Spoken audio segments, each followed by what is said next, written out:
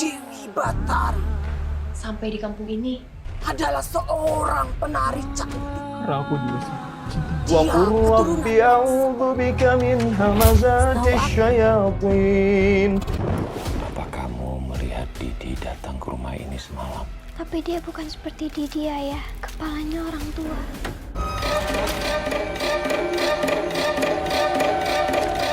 Sejak awal aku sudah yakin kalau dia yang menjadi pangkal masalah. Fadzakirina ma anta mudzakir. Salam sinema, sahabat sinemalogi.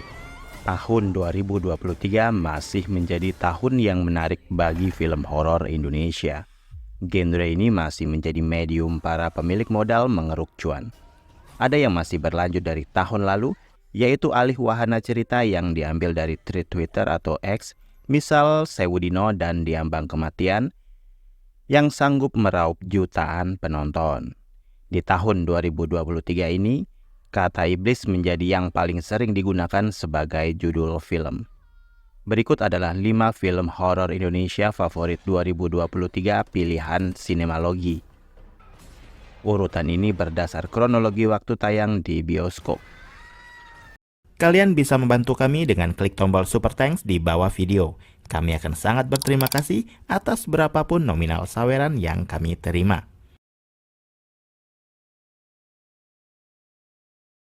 Pertama adalah Waktu Maghrib karya Siddhartha Tata yang tayang 9 Februari 2023. Di film ini, Siddhartha Tata sang sutradara berhasil menyuguhkan ketegangan yang memuncak. Bagian awal digarap meyakinkan mulai dari montase sampai pengenalan tokoh. Filmnya sangat relate buat yang masa kanak-kanaknya tahun 2000-an ke bawah. Siddhartha Tata dan penulis skenario juga cukup berani dalam memutuskan nasib karakter-karakter di sini.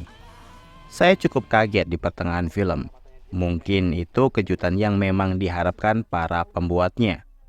Dan memang film ini masih terbilang sukses sebagai sebuah tontonan horor. Filmnya cukup mencekam, beberapa jumpscare juga efektif.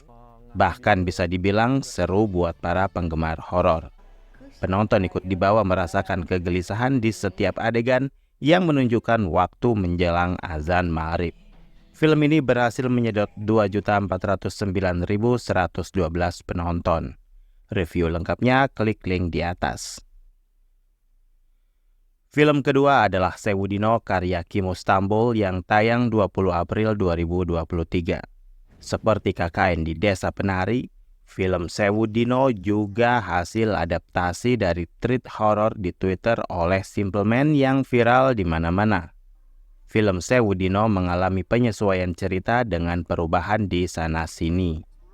Kimo Stambul yang khas dengan horror slasher berhasil dalam menciptakan semesta Sewudino yang dipenuhi klinik Jawa.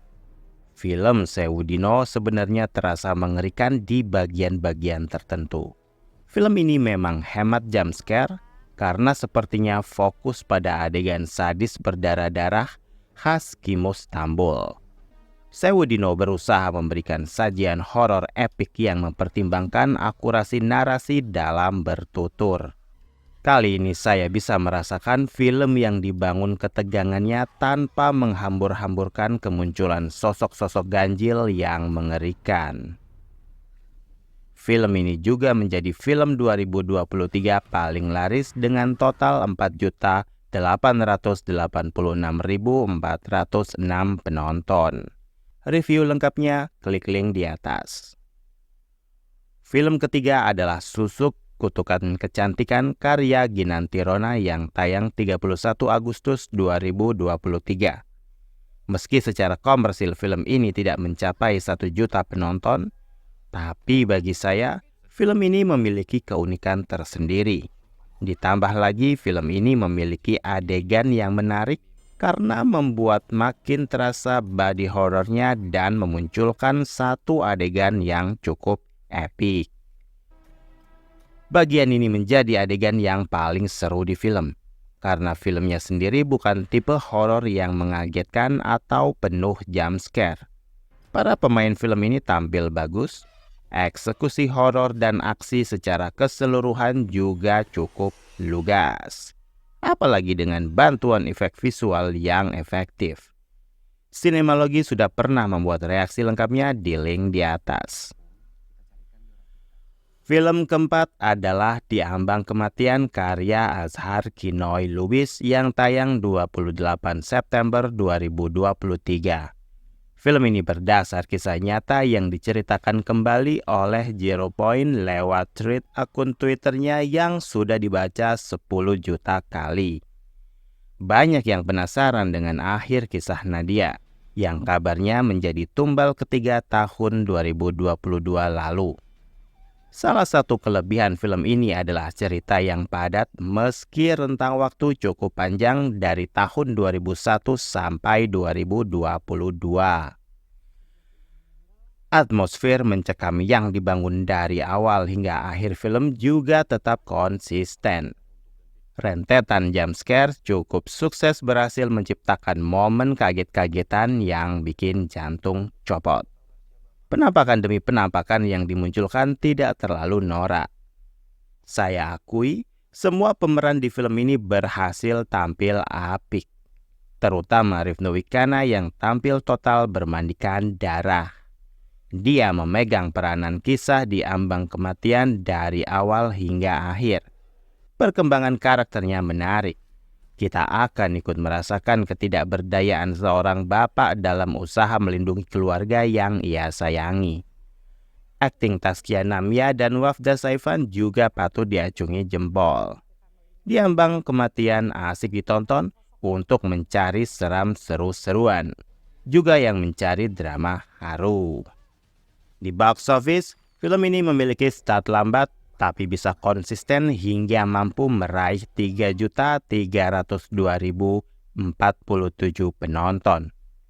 Review lengkapnya klik link di atas. Film kelima adalah Saranjana Kota Gaib karya Johan Syah Jumberan yang tayang 26 Oktober 2023. Film bukan hasil produksi PH Raksasa, para pemainnya pun aktor yang bukan kelas A. Presentasi pemasarannya pun tidak bombastis meski ide filmnya menarik. Saranjana Kota Gaib menurut saya berhasil memasukkan unsur adat budaya sebagai bagian dari cerita. Hasilnya koheren dan menunjukkan pembuat film benar-benar menguasai materi tersebut. Saranjana Kota Gaib bukanlah film horor yang menjual kaget-kagetan. Film ini lebih ke misteri supranatural petualangan plus sedikit bumbu fiksi sains. Saranjana memiliki potensi bagus, terutama beberapa shot-shot cantik dan shot-shot seram yang efektif. Kelemahan utama tentu dari sisi akting pemainnya, tapi saya tetap menikmati film ini. Bahkan filmnya sendiri berhasil menyedot 1.248.107 penonton. Demikian video rekomendasi 5 film horor Indonesia favorit 2023 pilihan Sinemalogi. Silakan like, komen, dan subscribe kanal ini. Cek juga akun-akun media sosial Sinemalogi. Dan jangan lupa, bersinema dahulu, berbahagia kemudian. Selamat Tahun Baru 2024.